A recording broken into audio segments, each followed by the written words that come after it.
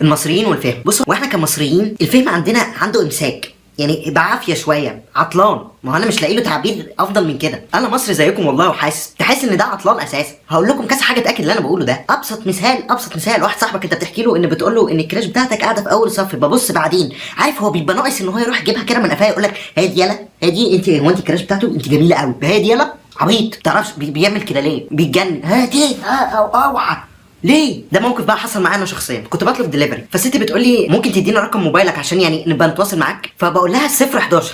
قالت لي لا قصدك 011 يا فندم. ايه اللي حصل ده؟ هي ايه اللي قالته ده؟ لا والمصيبه انها بتصححها لي. يعني ده جزاتي اللي انا عايز امشي صح او لا 011 ليه كده؟ ومش مره، ده كذا مره تحصل معايا. لا لو انت بتطلب وجبه مثلا تبقى بتقول للراجل بص انا مش عايزها كلها سبايسي، عايز حتتين فيهم اوريجينال عادي. ما تعرفش ايه اللي مفهوموش في الجمله اللي انت عايز حتتين اوريجينال والباقي سبايسي. اني حته في الجمله ما فهمهاش. المشكله انه بيقول لك ماشي حاضر، وبعد ما بيجي الاوردر بتقول له اتاكدت وموجود التمام، يقول لك ايوه يا فندم، تروح بتلبس الخازوق في البيت.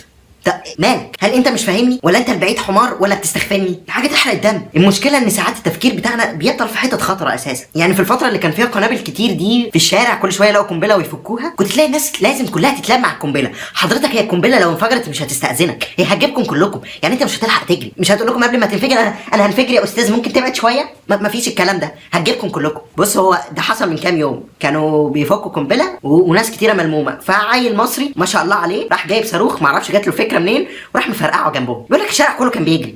حضرتك بتجري ليه؟ هي لو القنبله جابتك خلاص. ما تعرفش بيعملوا ايه بجد. لا ولا لما هتحصل حادثه وحد يموت تلاقيهم كلهم اتلموا يتفرجوا وما بيساعدوهوش ولا بيطلبوا له الاسعاف، لا بيتفرجوا. وتلاقي واحد ده اذكى منهم كلهم مطلع الموبايل يصوره عشان ينزلها لاي جريده ويقول حادثه مش عارفه ايه. بتصور ايه؟ يلا تتشك في عينك. ده واحد بيموت المفروض تساعده تطلب له الاسعاف، مش تصوره عشان تبعت الفيديو لاي جريده. ايه التفاهه دي؟ ايه ده؟ واخر حاجه بقى، احنا كمصريين كلنا اول ما بنسمع ان في خناقه بنروح، والله كلنا بنروح نتفرج. هل انت ليك علاقه بالخناقه؟ هل انت بتحوش؟ هل انت بتتخانق؟ لا، واقف هنا بتعمل ايه؟ ما بتفرج. عاجبني تعرفش ليه؟ واول ما حد يحدف حاجه ولا تكون خناقه فيها مسدسات والحاجات دي الغريبه دي اللي بنسمع عنها، تلاقيهم كلهم بيجروا. طب كنت رايح ليه من الاول؟ دهوتي.